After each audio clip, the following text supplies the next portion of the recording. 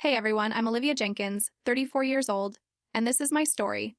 A tale of love, loss, betrayal, and the kind of strength you discover when life leaves you no other choice. Before I dive in, I'd love to know where you're joining me from. Drop it in the comments below. And if this story resonates, please hit that like and subscribe button. What I'm about to share is raw, real, and, I hope, a reminder that sometimes our deepest wounds become our greatest gifts. 15 years ago, my family turned their backs on me when I needed them most. Now, they've come to my door, and their worlds are about to shatter when they see what their rejection created. This is how I survived, thrived, and faced them again.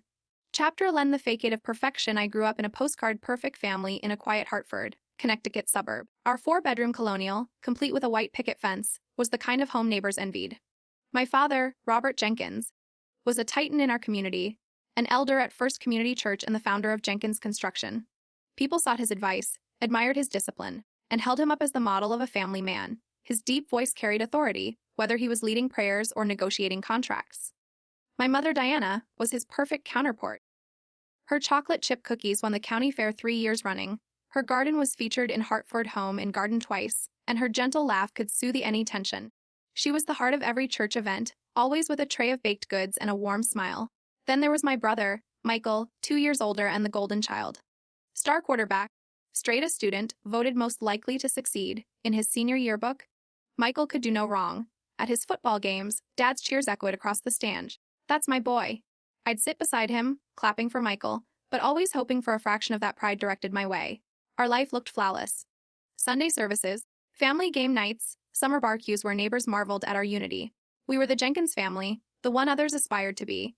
But perfection is a fragile illusion, and mine began to crack when I was 17. Chapter 2: Falling for James. I met James Wilson in junior year English class, assigned as partners for a project on Romeo and Juliet. The irony isn't lost on me now. James wasn't like the other boys at Hartford High. He was quiet but confident, with thoughtful brown eyes that seemed to see straight through the high school hierarchy. Our first study session at the library stretched 3 hours, our books untouched as we talked about everything. Music, dreams, the way the world felt too small for our ambitions. "You're different, Olivia," he said, his voice soft but certain. "You see things others miss." James didn't care about popularity or parties. He volunteered at the local animal shelter, wrote poetry that made my heart ache, and played the cello with a passion that sent shivers down my spine. When he performed, every note felt like it was speaking just to me. We fell in love slowly, deliberately, with a depth that seemed impossible for teenagers. We dreamed big. James would study music composition at Juilliard, already accepted with a partial scholarship. I'd attend NYU for nursing, just a subway ride away. We planned an apartment together after freshman year, trips to Europe during breaks, a life built on love and purpose. Raised in religious households, we moved slowly, respecting boundaries. Physical intimacy wasn't our focus, building something meaningful was. My parents approved of James, polite, driven, from a respectable family. Dad even joked, "He's the only boy I'd let near my daughter." For a while, it felt like we had it all figured out. Chapter 3: The diagnosis that changed everything. Just after graduation, our world unraveled. James had been tired for months, blaming senior year stress. Then came the bruising, the fevers, the bone-deep exhaustion. The diagnosis hit like a freight train: acute myeloid leukemia, aggressive and advanced. I sat in a sterile hospital room, holding his hand as the doctor explained chemotherapy, survival rates, and side effects. James asked insightful questions, calm as ever, while I fought back tears. Later, alone, he broke down. "I'm not afraid of dying, Liv," he whispered, his voice cracking. "I'm afraid of leaving nothing behind, of being forgotten." Chemotherapy ravaged him. His curly brown hair fell out, his strong frame withered, and some days, pain stole his words. But his spirit never broke. During a rare clear day between treatment cycles, he squeezed my hand. "I want to leave something of myself in this world. If I don't make it, I want a part of me with you." We talked for hours about creating a child, a legacy born of love, not impulsiveness. It wasn't a reckless decision, it was a response to mortality, a choice made from the deepest kind of devotion. 2 months later, I was pregnant. My emotions were chaos: joy for James's legacy, terror at telling my strictly religious parents, sorrow that he might never meet our child. I planned to tell them with James, once he was stronger. But life doesn't wait for perfect timing. Chapter 40: The night everything fell apart, I never got to tell my parents on my terms. My mother found the positive pregnancy test hidden in my bathroom, wrapped in tissue at the back of my vanity drawer. I'd been waiting for the right moment, for James to be stable enough to face them with me. That evening, I came home from the hospital to find my parents at the dining table, the test between them like evidence in a courtroom. The overhead light cast harsh shadows, making them look like strangers. "Sit down, Olivia," Dad said, his voice eerily calm, the tone he used when his anger ran too deep for shouting. Before I could explain James's cancer or our love, he erupted. "What have you done?" he shouted, slamming his fist on the table. "After everything we've taught you, you throw it all away for some teenage rebellion." Mom's voice was thin, breaking. "We welcomed James into our home. We trusted him," I tried to speak. "Dad, please, it's not what you think. James is." "Enough," he cut me off. "You have two choices: fix this problem or leave this house. I won't have this sin under my roof." The words hit like physical blows. Fix this problem. As if my baby, James's baby, was a mistake to be erased. "I can't," I whispered, tears streaming. "James is dying. This baby is all that's left of him." For a moment, something flickered in Dad's eyes. Confusion, maybe understanding. But before I could continue, Michael walked in. "What's going on?" he asked. "Your sister's pregnant?" Dad said flatly, "and thinks keeping it is right." Michael's eyes narrowed. "Seriously, Olivia? Do you know what this'll do to Mom and Dad's reputation?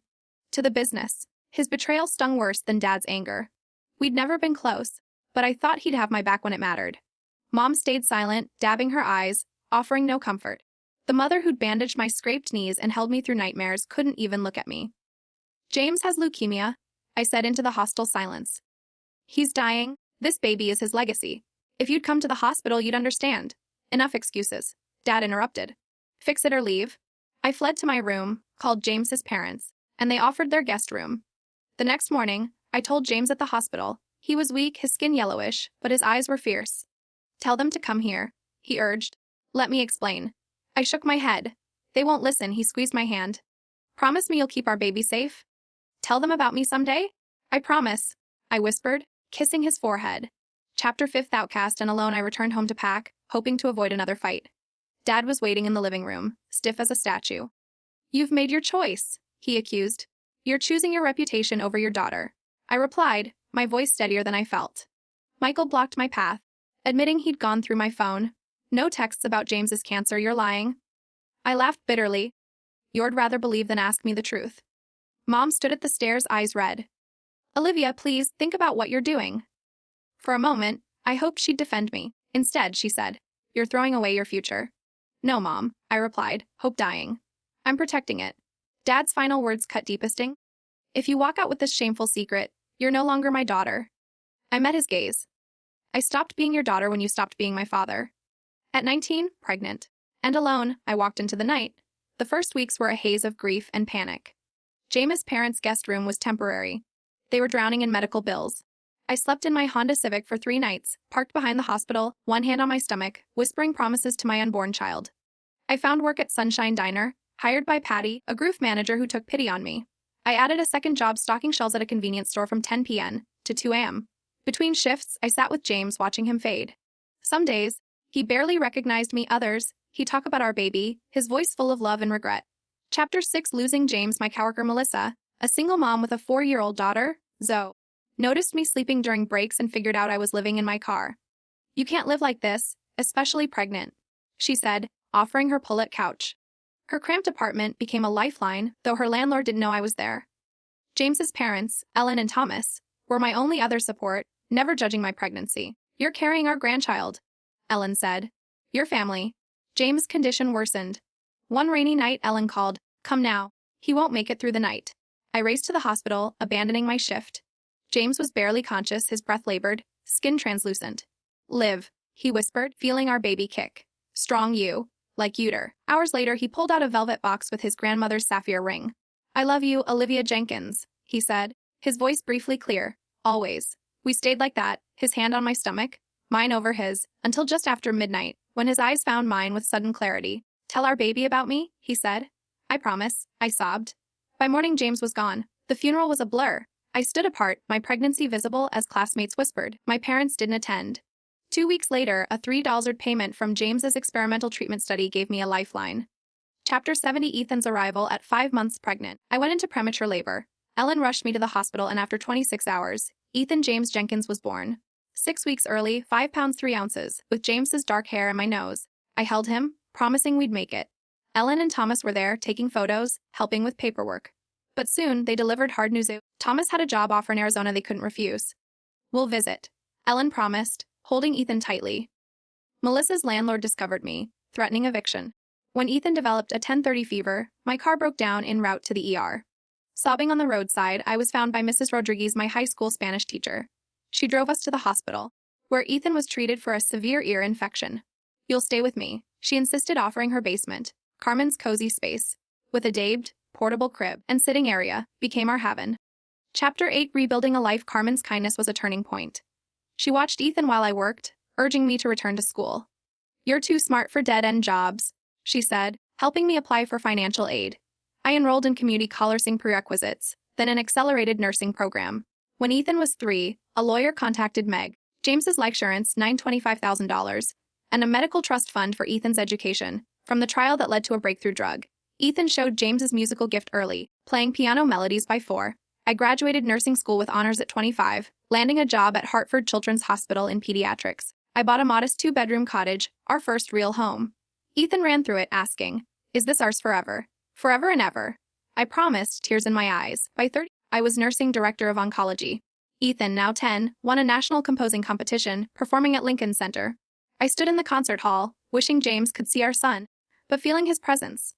The trust fund grew, and a $3 million settlement from the pharmaceutical company allowed me to start the James Wilson Memorial Foundation, a building housing for cancer patients' families. The James Wilson House opened on James's would-be 35th birthday, with Ethan cutting the ribbon and playing an original composition. Chapter 90: The News That Changed Everything. A local news feature on the foundation's opening caught my family's attention. 3 days later, Michael emailed Ig. "I saw you on the news." Mom and Dad saw it too. "Dad's had health problems, and seeing you and Ethan affected him. They want to meet him. Would you consider a visit?" Anger, hesitation, and a flicker of hope warred within me. After therapy and reflection, I agreed, setting firm boundaries. I prepared Ethan, now 13, for meeting his grandparents. "Are they bad people?" he asked. "No," I said.